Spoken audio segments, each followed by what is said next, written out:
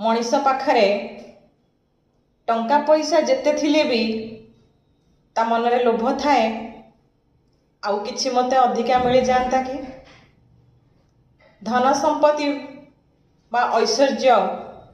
जेते अधिका हेले निश्चित भाव में केउठी ना केउठी टिके लोभ थाए आउ टिके अधिका पाई किंतु जेते बेले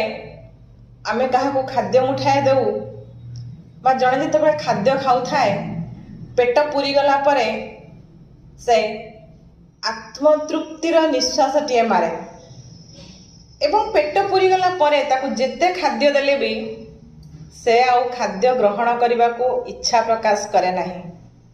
तेणु भोकिला मुहरे